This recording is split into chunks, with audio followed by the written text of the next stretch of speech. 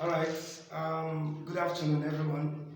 My name is A.M. Ibrahim, and like you have already known, I will be, we'll be exchanging information on videos explaining, uh, furthering on our lessons that we had already established on.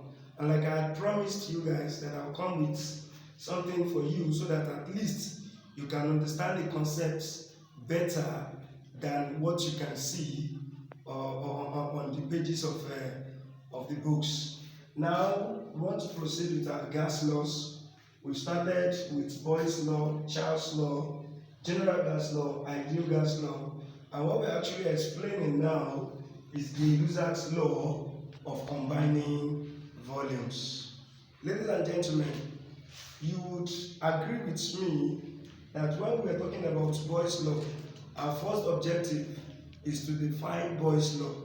The second objective is to look for the mathematical representation of Boyle's law. The third objective is to look for the graphical representation of Boyle's law. The fourth objective is to use Boyle's law to solve problems that may arise. You can actually, you could recall that Boyle's law states that the volume of a fixed mass of gas is what?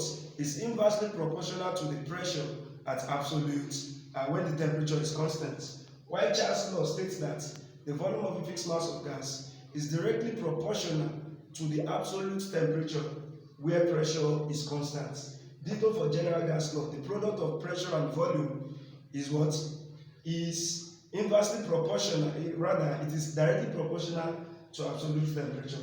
Ideal gas law, you were given each one of these definition, and at the same time you were given the formula and you were given the graphical representation. Now today we would like to look at Gay-Lussac's law of combining volumes.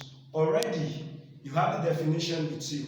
It states that when gases react, they do so in volumes which bear a simple whole number ratio to one another and to the volume of the product, where the pressure and the temperature are kept constant. When gases react, for instance, let's consider hydrogen gas reacting with oxygen gas. Hydrogen gas reacting with oxygen gas gives us steam. Do you understand? Water vapor. In this ratio, 2 moles of hydrogen gas reacting with 1 mole of oxygen gas, giving us what? 2 volumes or 2 moles of water gas, or we call it steam. Water vapor and steam, they can be used interchangeably. Are we on the same page? So this is what Gay-Lussac's law is talking about. When these gases, when they are reacting, like you could remember, gas law is talking about gases. It's talking about gases. What are the things that guide gases? So when hydrogen gas reacts with oxygen gas, it gives me water vapor. Do you understand? So in what ratio, in what volume? Say when gases react, they do so in volumes. When hydrogen and oxygen react together, they react in such a way that they bear simple whole number ratio. What's the number behind or before this hydrogen gas? I want you to think about it. What's the number before this hydrogen gas? Good. 2. Which means that for 2 molecules of hydrogen gas, what's the number before this oxygen gas? What's the number? I want you to think about it. What's the number? 1. Good. We require 1 mole or 1 volume of oxygen gas. So it is unlike any other reactants or any other invisible things or any other irrelevant things. When gases are reacting, they do so in volumes, and the volumes must bear a simple whole number ratio. When this is 2, this is 1. This number is a whole number, right? This number is a whole number, right? So you cannot have 2 ratio 0.5. That is not a whole number. 2 ratio is 0.6. That is not a whole number. So when gases react, they do so in a simple whole number ratio to one another and to the volume of the product. And to the volume of the product, which means the volume of the product must also be a whole number. So the whole number to this is what? Is 2. This is example number 1. Example number 2. We are reacting hydrogen with nitrogen with what? With hydrogen to give us what? Ammonia. To give us what? Ammonia. In the industry, this is called ABBA process. What did I call it? ABBA process. You see this when you get to year 11, where we'll be discussing nitrogen and its compounds. Nitrogen and its compounds. This ammonia is very important. It's an industrial chemical. In fact, it is a reagent that many industrial processes require. Say for instance, whenever you see a chemical industry that is producing, for instance, paints, ceramics, and the likes, ammonia is needed in higher quantities. Alright? Now, look at this nitrogen gas. What is the number before this nitrogen gas? What is the number? I want you to think about it. What is the number?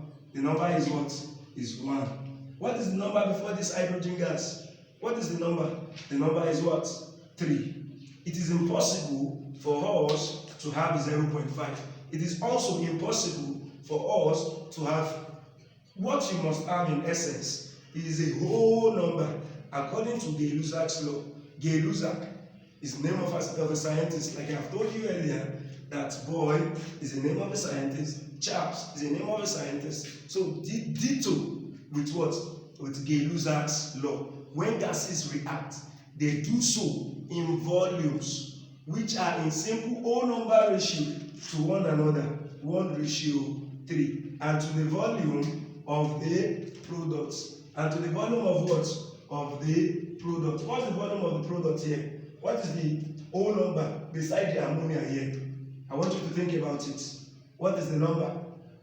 What is the number here? 2. Good. Which means for 1 mole of nitrogen gas, we need how many moles of hydrogen gas? 3 moles of hydrogen gas. To give me how many moles of ammonia? To give me how many moles of ammonia? 2 moles of ammonia. 2 moles of ammonia. To give me how many moles? 2 moles of, which means 1 mole of nitrogen gas requires 3 moles of hydrogen gas to give me what? 2 moles of ammonia. Do we understand?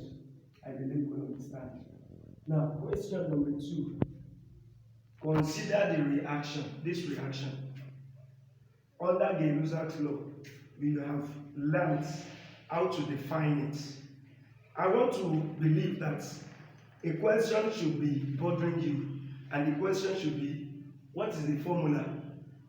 In Boyle's law, you were given a formula which says P1 V1 equals to P2 V2. In Charles' law, you were given a formula.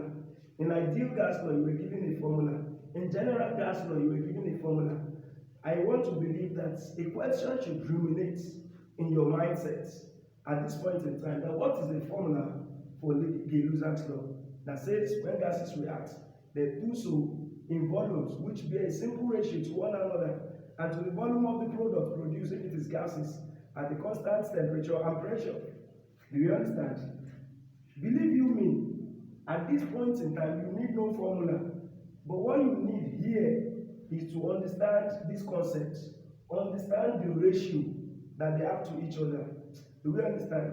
When we are solving problems, you can be using some formulas that are talking about before reaction, during reaction, and after reaction.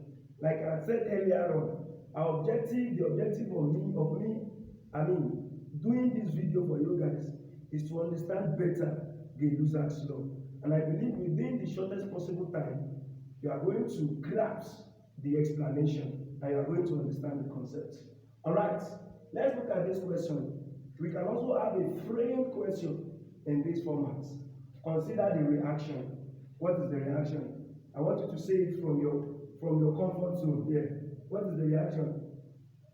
Okay. Good. Good. Two moles of hydrogen gas reacting with 1 mole of what? Oxygen gas. To give you what? 2 mole of what? Good. Perfect. To give you 2 moles of what? Steam. So if the question is now, consider this reaction. This is an equation denoting a particular reaction. What volume of steam is formed from 20 cm3 of hydrogen and 20 cm3 of oxygen mixed together? I want to quickly give you an example, a typical life example here. A typical life example before I explain this, so that you can use that life example to relate to this. Let's assume this is sliced bread. I know you like food. Sliced bread plus egg gives me toast bread. Are we on the same page? Now let me now assume that I'm giving you 10 slices. I know for 10 sliced bread, for instance, for 10 sliced bread, you need 5 eggs to give you 10 toast bread. I know you like food, so I'm using a live example. Imagine that you have 10 sliced breads, 5 eggs, to give you 10 toast bread. For instance, as an example, if I'm to eat 10 sliced bread, I will be needing how many eggs? I will be needing 5 eggs. And it's going to give me 10 toast bread. Do you understand? For instance. Now, if somebody now gives me 100 sliced bread, and another 100 eggs, I, for one, to eat 10 sliced bread, I need 5 eggs. Are we on the same page? To eat 10 sliced breads, I need 5 eggs. Do you understand? Now, if I'm giving 100 sliced bread, how many eggs will I need to eat this bread? For me to eat 10 sliced bread, I need 5 eggs. If you, as a person, you are giving me 100 sliced bread, how many eggs will I need? How many eggs? How many? 50. Good. Perfect. I'm going to need 50 eggs, which means that this 100 eggs is in excess. Which means that what? This 100 eggs is in excess. Which means I'm going to have 100 sliced bread plus 50 eggs. With respect to this, if I'm given 10 sliced bread and 5 eggs, I'll get 10 toast bread. How many toast bread will I have if I'm having 100 sliced bread now? How many toast bread will I have? Look at this. How many sliced bread do I have here? 10. How many toast bread? 10. If I have 100 sliced bread, how many toast bread will I have? I need you to think about it. Pardon? 100 toast bread. So that is the thing, that is the concept we apply under the Gay-Lussac law. If you look at this question properly, what volume of steam, this is steam, is formed from 20 cm3 of hydrogen and 20 cm3 of oxygen mixed together? Now, let's look at a typical example. Let's solve this problem. What volume of steam? The first thing you are going to write is the equation of the reaction. 2 moles of hydrogen gas reacts with a mole of what? Oxygen gas. So give me what? 2 moles of what? Water vapor, or what? Or we call it what? Steam. So the volume ratio is what? For hydrogen, how many volume ratio do you have? What's the constant? What's the number? What's the coefficient of hydrogen gas? 2. What's the coefficient of oxygen gas? 1. It gives me, what's the coefficient of the steam? 2. Are we on the same page? It means when gases react, they do so in volumes, and this is the volume ratio.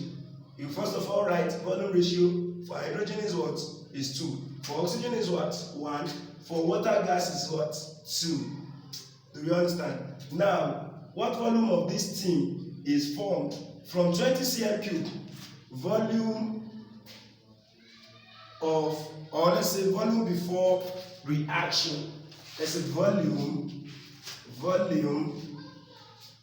before reaction.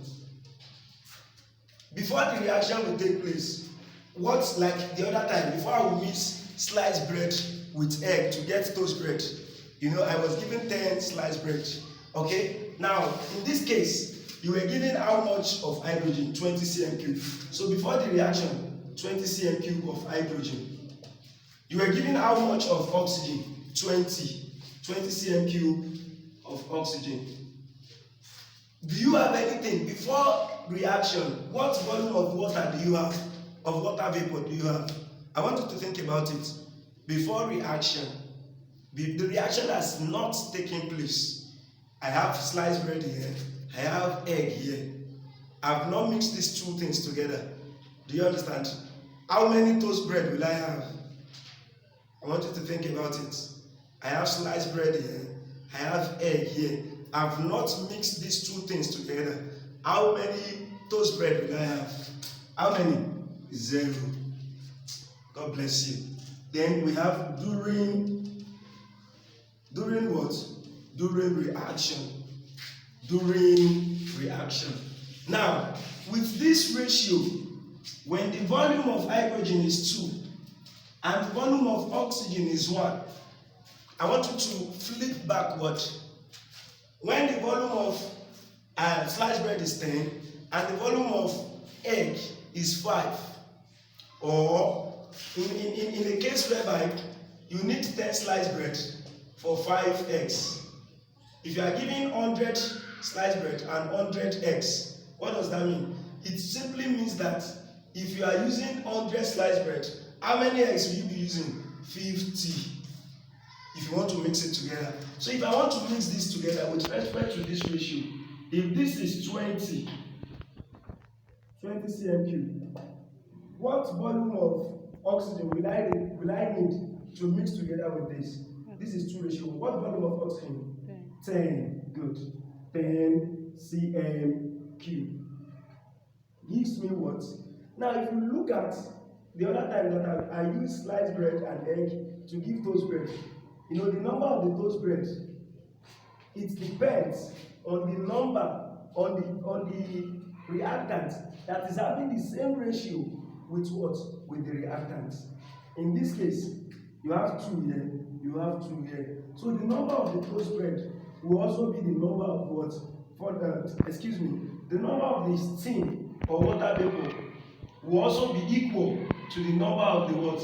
Hydrogen. Because this thing is having 2, whereas this hydrogen is having what? 2. You understand? If you flip backward, you discover that the number of the toast bread is dependent on the number of what? On the number of what? Sliced bread. So in this case, the number of the water vapor or the steam is dependent on the number of what? On the hydrogen. So what will be the volume here? 20 cm cube. God bless you. So the question is, what volume of steam is formed? So in this case, during reaction, then after reaction, it's like I'm having 20 sliced bread before reaction. During reaction, I've used the 20 sliced bread. After reaction, the sliced bread, hold 20 sliced bread on your hands. Then utilize the 20 sliced bread. After reaction, how many sliced bread will you have? 0. 0. Good. It's 0. You are giving 20 eggs. You just use 10. Alright? So, this is after reaction, we've used 20 sliced bread. Out of the 20 that we were given, remaining is 0. We've used 10 out of the 20 eggs that we were given. How many eggs are we going to have left? 10 centimeter cube. In this case, we are not talking about eggs. because I know you like food. That's why I'm using the example of food for you. Okay. In this case, before reaction, how many toast bread will you have? Zero. During reaction, when you were mixing your sliced bread and your eggs together, at the end of the day, how many toast bread do you have? 20. So, I'm not telling you to start eating it. Now, how many toast bread do you have? 20 centimeter cube. Now, the question is, what volume of steam is formed? At the end of the day, what volume of water vapor is formed? I want you to think about it. That is 20. So you say, therefore, the volume of steam formed is what? 20 cm cube. Remember, absence or abnegation of the units attracts a deficiency of mass. For today, before we leave, there's another question that says, what gas or gases is in excess and by what amount?